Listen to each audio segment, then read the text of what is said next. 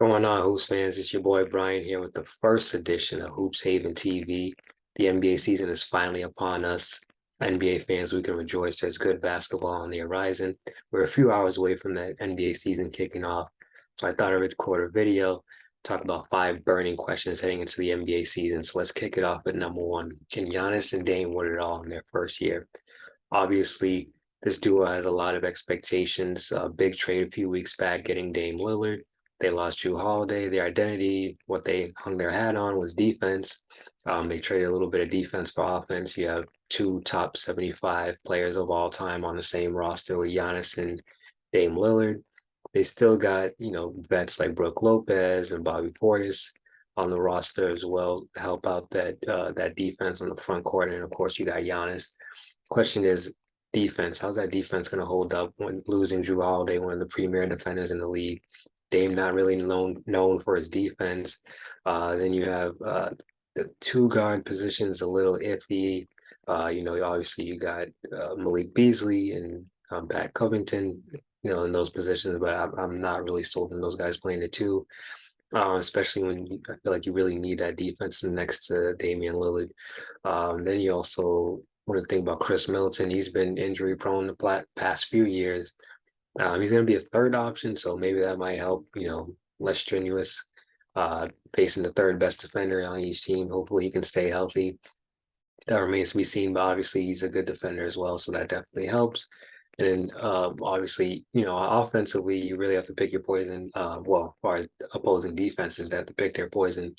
Are you going to try to build a wall and stop Giannis but let Dame go off, or are you going to try to shut Dame down and just let Giannis go to the paint at will? So they definitely easily going to be a top two team in the Eastern Conference, I believe. Only competition they have in the Eastern Conference is Boston. So I expect them. They're pretty much going to be my pick for the NBA Finals. They're plus 400 betting odds. Teams are ESPN's predicting they'll win 54 games this season. So if you ask me, I think they're favorites to win it all this year, in my opinion. Like I said, the only questions I have is defensively how they're going to look, that two guard position, and Chris Middleton's health. But if they can figure out a way to, mask some of those things, and Chris Middleton can stay healthy and just be a solid third option, get like 18 to 20 a game, they're going to be scary. And defensively, I mean, they still have a great front court. Obviously, Giannis and Brook Lopez are great rim protectors and are going to be able to hold it down on defense. It's just comes to the point of attack defense with Dame and either Malik Beasley or Covington. So we'll see how that goes, but they're still going to be my pick for the NBA Finals. All right, number two. Are the Nuggets destined to win back-to-back championships? Now, unfortunately, I'm a huge fan of the Denver Nuggets. They're my B team. I'm a diehard Knicks fan, but they're my B team. I love to follow their team. They got some great pieces. Obviously, Jokic is arguably the greatest player in the NBA right now. Minimum top three, him, Embiid, and Giannis. And obviously Luka makes a case for one of the best in the league too. But Jokic's up there. Got robbed the MVP last season. Should have won 3 consecutive MVPs. But obviously MVP caliber player, greatest passing big man of all time. They lost some key pieces from last year: Bruce Brown, guys like Jeff Green, Reggie Jackson. So those are big losses for them as far as veteran role players that knew their role, that played really well during their playoff run and throughout the season.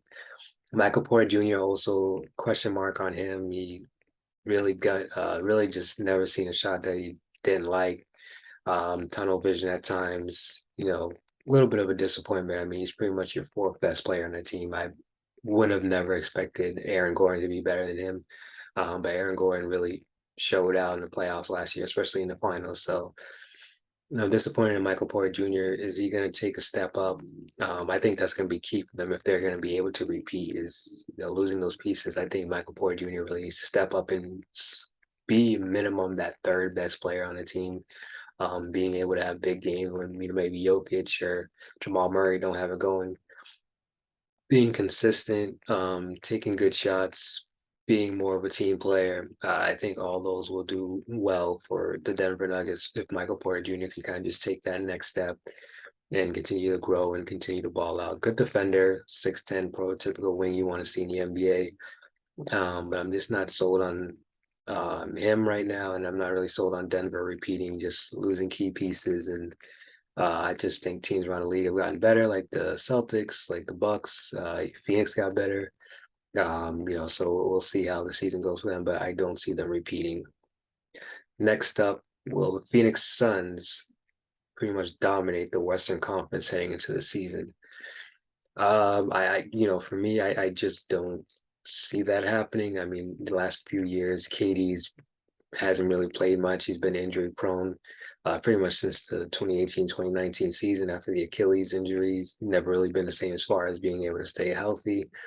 Also, when does KD finally hit a wall and, unfortunately, just his game just starts to go down. He's getting up there in age, so it may happen sooner rather than later. We'll see, although his game isn't predicated on athleticism. And obviously, Booker, Beal, and KD when all healthy, you really can't stop those guys. I mean, they can all go off. I mean, Bradley Beal's going to be going up against the third best defender on each team. So offensively, they're definitely going to be a problem, but defensively, can they stop anyone as well? Because we know no one can stop them, but can they get some stops, key stops when needed? Like they don't necessarily need to be the number one defense in the league, but they just need to get some stops when they matter at the end of the day. So defensively, we have a lot of question marks about that. Their health, well, primarily KD. Can they stay healthy? So for me, I'm going to say they're not going to dominate the Western Conference. I think it's going to be the Western Conference Finals will be Denver and the Lakers, and I could see the Lakers taking it this year. I mean, they played Denver really well last year. Although they got swept, those games were all close and good games. So I can see the Lakers going to the finals this year. I'm not that high on Phoenix. The super team thing, I don't think it works anymore.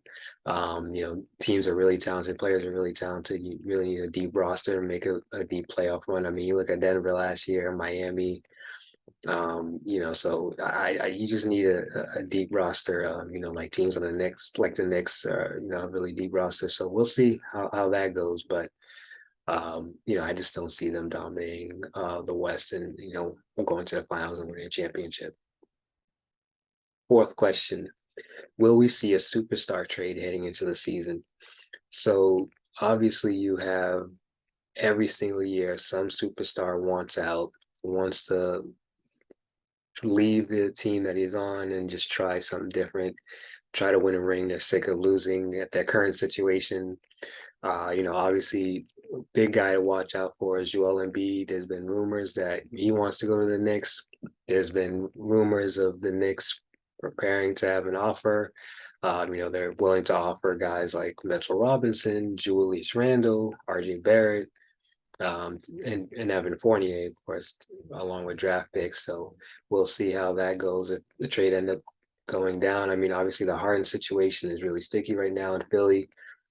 Does Embiid want to stick around for, potential rebuild, or does he want to stick around if they get rid of Harden? The team might not be the same. Are there going to be chemistry issues? Obviously, Harden isn't with the team. If the team starts off slow, Embiid may want out. So you never know. But I think he'd be the guy to look out for. Another guy I think we could look out for, obviously, would be, I think Zion Williamson. I don't want to say obviously, he's probably a dark horse, but obviously he's always been injured every single season, never played a full season. So will the Pelicans get tired and just say, hey, our two big stars and Zion and Brandon Ingram are always injured, never healthy. Maybe it's just time to get rid of them and just rebuild. And obviously a team like the Knicks would definitely be interested in that. Zion, I think, is, when healthy, premier player in the league, still freakishly athletic, like a freight train going to the rack, or just reminds me of a young Barkley. So, I definitely think that if he were to hit the market, not saying that he is, that I've heard anything, but if he was to hit the market, I definitely think teams would be lining up to trade for him, especially a team like the Knicks. So I'll say those are the two big guys I would look out for as far as superstar trades, but we shall see. You never know. Maybe we won't get a trade this season, but I highly doubt it. Just the way the NBA landscape is, everyone wants to leave. And the last question we have is, can the Celtics finally get over a hump and win it all this year?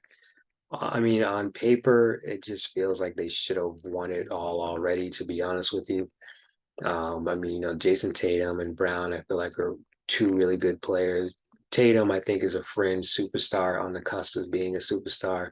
Not quite there yet, knocking on the door. For me, my problem with him is the inconsistency. His highs are really high, his lows are really low. I just really want to see him just be more consistent, especially in the big games. We all remember a few years ago in the finals, he had like tons and tons of turnovers. Unfortunately, they weren't able to get over the hump against the Warriors. So, I just don't see them winning it all. Although I really like the team, the way they're made up right now. You obviously got KP at the center, which is an upgrade over Al Horford. But you still got Al Horford there as a vet big.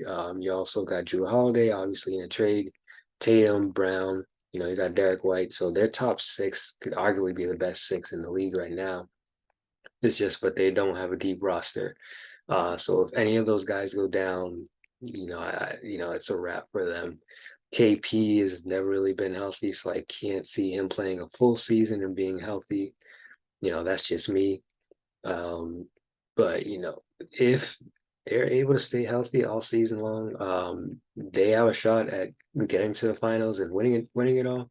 I just don't see it happen. There's always something with that team. I don't know. They almost remind me of like the Cowboys, where there's just like just something happens. So we'll see how that goes. Also, is Joe Mazzulla, is he really the guy to win a championship, to coach this team, to take them to the promised land? That remains to be seen. I was a huge fan of Ime Udoka. Obviously, some things happened in Boston over there, so that just didn't work out. But at the end of the day, I just don't see the Celtics getting over the hump. My pick to win it all, like I said, is the Milwaukee Bucks. So we'll see how that goes. But yeah, that was the five burning questions we had heading to the NBA season. Let me know what you guys think. You guys agree with my takes? Any storylines that I missed out on, just let me know, man. But as always, man, stay blessed, and I'll see you guys on the next one. Peace.